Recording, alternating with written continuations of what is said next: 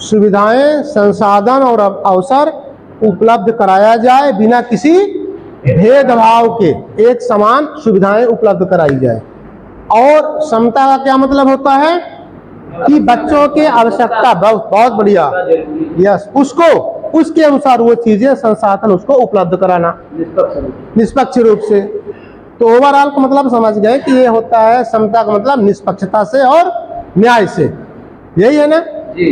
अब हम इस चित्र को देखते हैं और इस चित्र को देखने के बाद आपको क्या लगता है, क्या इक्वलिटी, अभी हमने जो आप लोगों को समझाया, बताया विभिन्न उदाहरणों के माध्यम से, अब दोनों चित्रों को देखने के बाद अपन को या हमको क्या लगता है कि ऊपर वाले में क्या समानता है और नीचे वाले में क्या समता है? चित्र को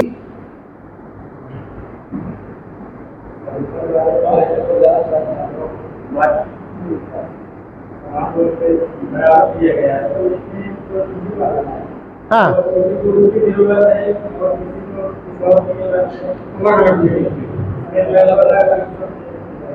बहुत बढ़िया, बैठ जाएं मैडम, बहुत बढ़िया। मैडम आप बताएं, आप चश्मा नहीं लाई हैं, साफ नहीं दिख रहा है। साफ किसको किसको नहीं दिख रहा है, हाथ ऊपर करें। जिनको साफ नहीं दिखता वहां बैठे हैं और यहाँ ये चित्र साफ आपको नहीं दिख रहा है, तो उतने कितने ऐसे लोग हैं? मतलब कोई नहीं है मैडम के अलावा, ठीक है। तो पीछे से बताएं साहब, आप पीछे से, यस। क्या उसमें समानता आपको दिखी चित्र में? हम बात कर रहे हैं किसकी? समानता और समता की, इक्वलिटी और इक्विटी की बात हमने विभिन्न तरह से समझाने का प्रयास किया कि एक जैसे सुविधाएं, एक जैसे संसाधन, एक जैसे अवसर उपलब्ध कराए जाएं बिना किसी भेदभाव के। तो आपको ऊपर वाले चित्र में क्या दिखा? एक जैसी संसाधन, एक जैसी सुविधा, एक जैसी आवश्यकताएं, क्या आपको दिखी? ऊपर वाले चित्र में कुछ दिखा क्या? सामग्री उसको दे दी गई तो क्या हो गई? चेहरे को भाव देखिए, खुश हुए कि नहीं? चेहरा नीचे खुश लग रहा है, खुश हो गए। तो हमको स्कूल में भी, अपने विद्यालय में भी समता को पहचानना है, ठीक है, कि कहां कहां पर किस बच्चे की किस चीज की जरूरत, आवश्यकता है, और उसके अनुसार से फिर हमको आगे उस बच्चों को समानता की श्रेणी तक लाना है, वो असमानता को दूर करते हुए सफलता की श्रेणी तक लाना है। एंटर, आगे करिए, तक सकता। आगे एक चित्र को अपन लोग इसको देखते हैं। ये लिखा गया है एनईपी 2020 में सभी के लिए समान और समावेशी गुणवत्तापूर्ण शिक्षा की बात कही गई है। नई शिक्षा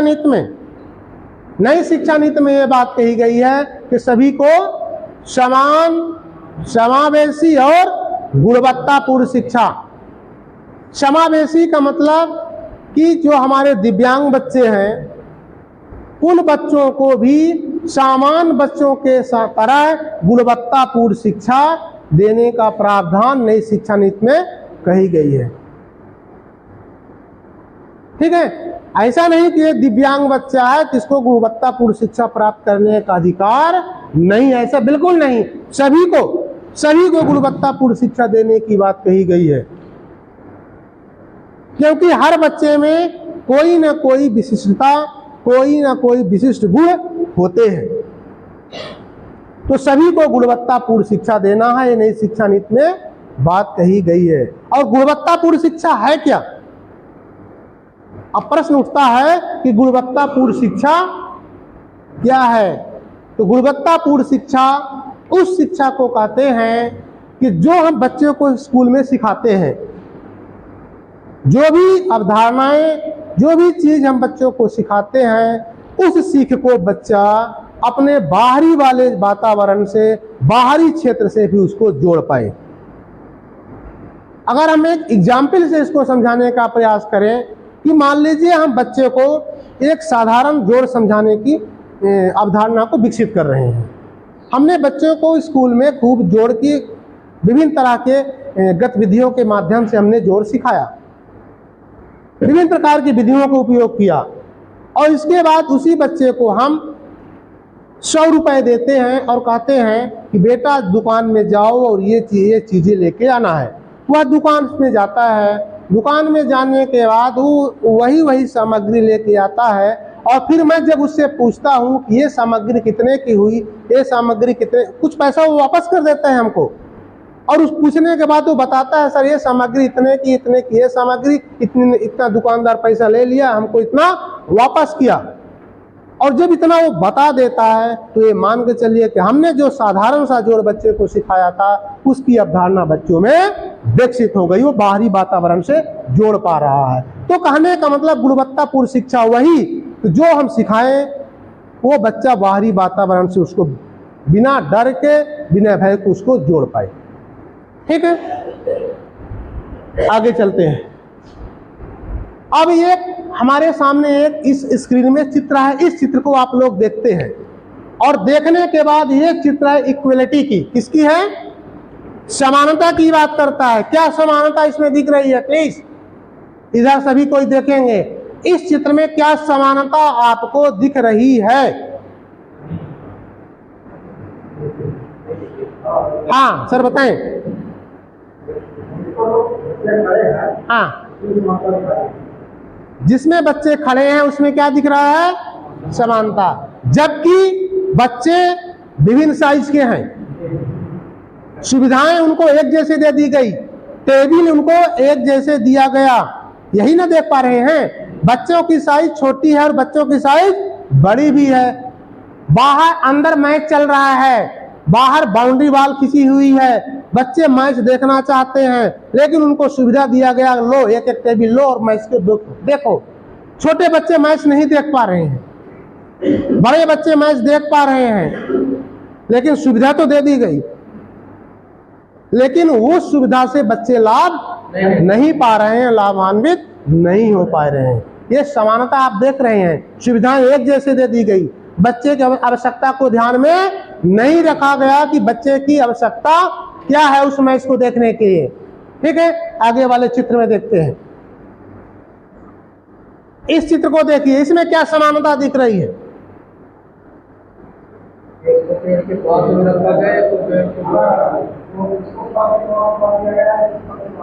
उसको फल से बाहर किया गया, उसको फल के पास में रखा गया। फिर मान लीजिए उसको और नजदीक करते हैं, लेकिन नीचे के डिस्टेंस आप दोनों को देखिए। फिर आप ये भी कहेंगे कि पैर झुका हुआ है, इधर ये भी कहेंगे पैर झुका है तो कहेंगे, लेकिन पैर मान लीजिए झुका तो है, लेकिन उस सीढ़ी को अगर नजदीक में करेंगे या कि उसके पेड़ से सटा देंगे तो क्या वो फल को तोड़ पाएगा? नहीं पाएगा। मतलब सुविधा तो एक समान सीढ़ी दे दी गई दोनों को, एक ही साइज के बच्चे हैं, एक ही तरह की सुविधा उसको दे दी गई सीढ़ी, और बोला गया कि फल को तोड़ना है, लेकिन इधर के इधर के फल को नहीं तोड़ पा रहे हैं। क्यों? इधर कम फल है, इधर ज्यादा। ठीक है, कम फल है तो कम वाले फल को तो भी तोड़ना है। मान लीजिए उसके भी फल को तोड़ना है तो अब जो बच्चा स्कूल में नहीं आता तो क्या उसको आप नहीं सिखाएंगे? कह दीजिए कि जो बच्चे रोजाना स्कूल आते हैं हम बस उन्हीं को सिखाएंगे। आपसे हम जोड़ते हैं कि आपने कहा इधर फल कम है, तो क्या ऐसे हमारे स्कूल में बच्चे कोई बच्चा ऐसा हो जो रोजाना स्कूल नहीं आता, तो क्या हम ये मान के चले कि स्कूल नहीं आता तो इसको नहीं सिखाएंगे? सिखाएंगे ना। हमको इधर के भी फल को तो तोड़ना है, तो क्या करेंगे? यस, है कि नहीं? उसको सीढ़ी क्या करना पड़ेगा? जरूरत के अनुसार सुविधाएं तो देनी पड़ेगी। स्कूल में हमको जिस बच्चे में ज्यादा एफर्ट लगाना है तो उसके अनुसार से उस तरह का तो काम करना पड़ेगा कि नहीं? इंटर करते हैं, देखते हैं अगले चित्र में। अब देखिए, अब सीढ़ी मिल गई, सुविधा के आवश्यकता के अनुसार सीढ़ी बड़ी कर दी गई ना। अब तो बच्चा तोड़ पाएगा फल? नहीं तोड़ पाएगा। मतलब अब हमको स्कूल में भी इसी तरह के क्षमता को पहचानना है साथियों। ठीक है, विभिन्न क्षेत्रों में क्षमता को पहचानना है कि बच्चे को किस चीज की जरूरत है। तो क्षमता को पहचान करके आवश्यकता के अनुसार उसको वो सुविधाएं संसाधन उपलब्ध कराना ही क्षमता कहलाता है। अगले चित्र पर हम देखते हैं, अब इसमें क्या इक्विटी आ गई। अब अभी तक उधर इक्वलिटी थी, फिर इक्विटी दिखाया गया सीढ़ी को बड़ा करके। फिर अब इसमें क्या देख रहे हैं कि हमारे स्कूल में विभिन्न स्तर के बच्चे हैं और उनको मैच देखना ही है। तो दिव्यांग बच्चे जो हमारे थे उनके लिए सुविधा दे दी गई आवश्यकता के अनुसार।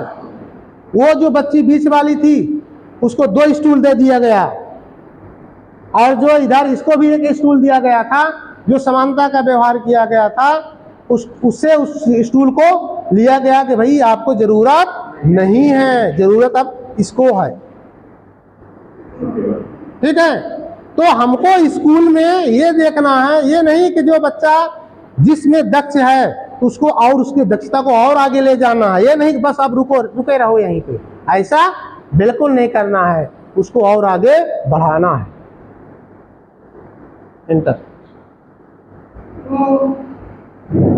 अब इन दोनों को कंपैरिजन कर लेते हैं, उसका दोनों को देख लेते हैं क्या समानता और इक्वलिटी और इक्विटी। इसमें देखिए और उसमें एक जैसी सुविधा, एक जैसी स्टूल दिया गया छोटे बड़े बच्चों को, चाहे जैसे भी बच्चे रहे हों, एक जैसी स्टूल दे दिया गया, एक ही साइज के। लेकिन उधर जरूरत के अनुसार से किसी को डबल दिया गया स्टूल, किसी को सिंगल दिया गया, किसी को नहीं दिया गया। तो मैं बार बार कहता हूं कि ये सब उदाहरण किसके लिए हैं? अपने स्कूल के लिए हैं, अपने विद्यालय के लिए हैं। ठीक है, अपने बच्चों के लिए हैं, अपने स्टाफ के भी लिए है, वहां भी देखना है। इंटर। अब एक इसको और देख लेते हैं जो अभी हमने बात किया, थोड़ा पढ़ लेते हैं क्या लिखा है इसमें।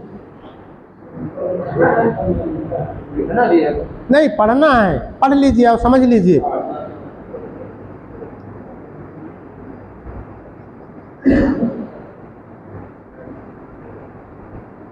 समानता का मतलब है सभी लोगों को एक जैसी सुविधाएं, संसाधन और अवसर दिए जाएं बिना किसी भेदभाव के। जबकि समता करते कि प्रत्येक व्यक्ति विशिष्ट आवश्यकता और परिस्थितियों को ध्यान में रखते हुए उन्हें उचित सुविधाएं और संसाधन उपलब्ध कराए जाए, है ना। फिर इसका उद्देश्य है सभी को, किसका? समानता का। समानता का उद्देश्य है सभी को एक जैसे स्तर पर लाना है, चाहे उनकी जरूरतें या परिस्थितियां कैसी भी हो। लेकिन समता इसका उद्देश्य असमानता को दूर करना और सभी को उस स्तर पर पहुंचाना है जहां वो सफल हो सके। जैसे हमें अपनी बात किया ना कि हम अपने स्कूल में जब जाते हैं बच्चों को सिखाते हैं, सिखाने के बाद चले जाते हैं, हमने ये अनुभव हमको करना चाहिए कि कौन बच्चा हमारा अभी उसको नहीं सीख पाया। और वो कब होगा? आकलन से। जब हम बच्चे का आकलन करेंगे तब तो पता चलेगा, मूल्यांकन करेंगे बच्चे का तब तो पता चलेगा कि हमारा बच्चे में जो हम सिखाए हैं, हमारे इस बच्चे में ये चीज़ें अभी नहीं सीख पाए हैं। तो उसके लिए हमको क्या करना पड़ेगा? उसको जब मूल्यांकन से तो पता चलेगा अपन को ना, तो मूल्यांकन करने के बाद फिर हमको उस बच्चे के जरूरत और आवश्यकता के अनुसार वो दक्षता हमको उपलब्ध कराना है। बात समझ पा रहे हैं? और उसके लिए हम कालखंड का भी निर्धारण कर लेंगे कि हमको इन बच्चों को ये दक्षताएं सिखाना है, तो कब सिखाएंगे। ठीक है, तो ये किताबें की बात आई। कुछ बच्चे ऐसे हैं, सबको किताबें तो दे दी गई, लेकिन नोटबुक की भी आवश्यकता है।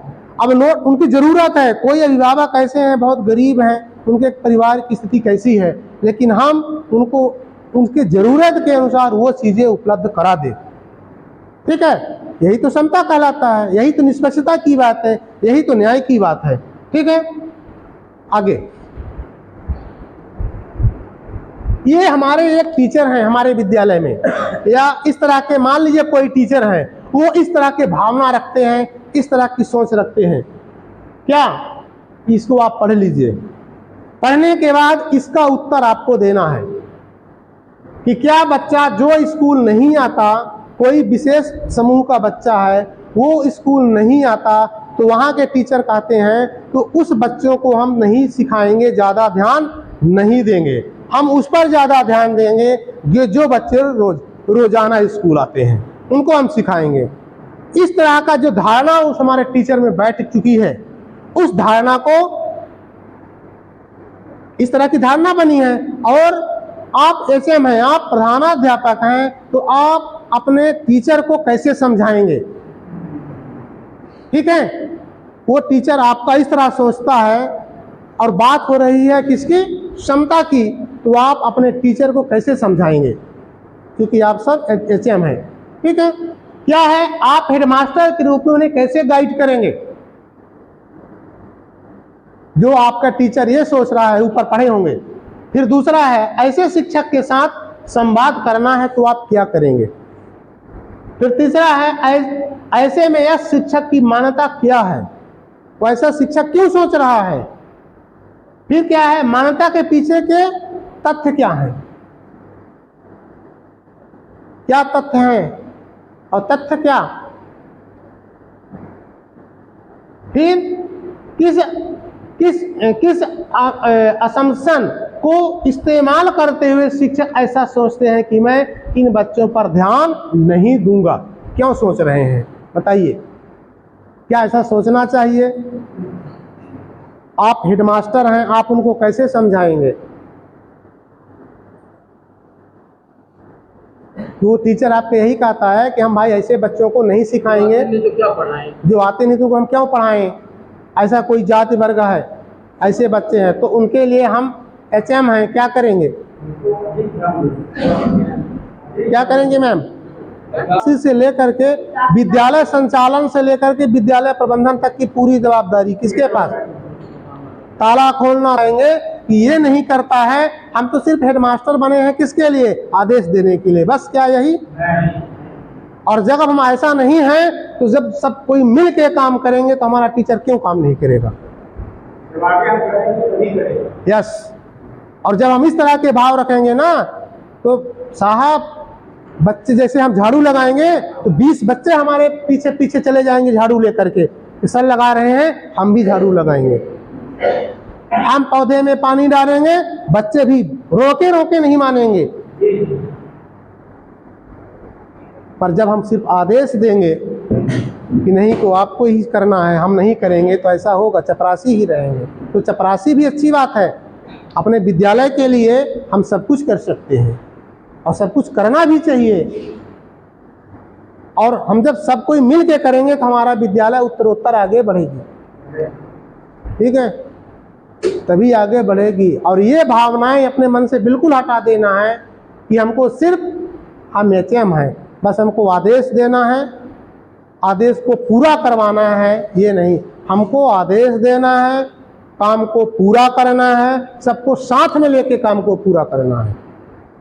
और जब इस तरह का भाव होगा तो हमारी विद्यालय में सभी लोग हमारा बेहतर काम करेंगे, सहयोग के साथ काम करेंगे। तो सब है, चपरासी भी है, हेडमास्टर भी है, शिक्षक भी है, अभिभावक भी है। तो शिक्षक के साथ साथ हम अभिभावक भी हैं उन बच्चों के। और अभिभावक शब्द अगर जुड़ गया तो मान लीजिए क्या, जैसे हमारे घर के बच्चे, या अपने बच्चे, घर के बच्चों का क्या क्या ध्यान रखते हैं, उसी तरह के हम अपने स्कूल के बच्चों को भी ध्यान रखना चाहिए।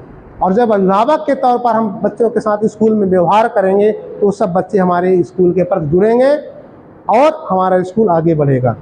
इस तरह के जो टीचर सोच रहे हैं तो हमको उसको समझाना है एट द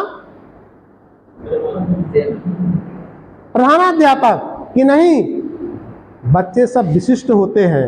अब जो बच्चा स्कूल नहीं आता तो उसमें तो संपर्क करना चाहिए। हम सिर्फ हेडमास्टर हैं तो हम आदेश दे दे चले जाओ, देखो क्यों बच्चा नहीं आ रहा है, हमको भी तो जाना चाहिए, हम भी तो जाएं, वास्तविकता से परिचित हों कि क्या समस्या है बच्चे का नहीं आने का, है कि नहीं। और समस्या जब जानेंगे, पहचानेंगे, समझेंगे, तभी तो उसका समाधान ढूंढ पाएंगे। फिर बच्चा क्यों, क्या हम सब बच्चों के लिए नहीं है टीचर? हम तो उन बच्चों के लिए ज़्यादा काम करना है जो बच्चे स्कूल कम आते हैं, क्योंकि क्षमता को हमको पहचानना है। और जो बच्चा स्कूल नहीं आता, क्यों नहीं आता, क्या ज़रूरत थी, क्या आवश्यकता है, फिर स्कूल आया तो उसको हमको बराबर लेवल पर भी लाना है। तो ये मान्यताएं जो हमारे टीचर में है कि नहीं, हम इसको नहीं पढ़ाएंगे, ये बच्चा नहीं सीखता, तो हम तो ज़्यादा स्पेशल रूप से उन्हीं के लिए हैं जो बच्चा नहीं सीखता, जो स्कूल नहीं आता। बाकी तो सबके लिए हैं, लेकिन उस पर हमको ज़्यादा काम करने की ज़रूरत है और उनको विश्वास में उस टीचर को लेके आना है। और ऐसे उनको ये नहीं कहना है कि नहीं, सबके सामने उनको ये बात भी नहीं कहना है कि हम बच्चों के सामने उस टीचर को इस तरह समझाएं। उनको अपने ऑफिस में बुलाएं, फिर ऐसे बात करें कि नहीं सर ऐसे नहीं है, ये मान्यताएं गलत हैं, सब बच्चे सीखते हैं, सब बेहतर करेंगे, लेकिन उस समस्या को अपन लोग स्वतः चलते हैं, चाहते हैं, समझते हैं और समस्या का समाधान खोजने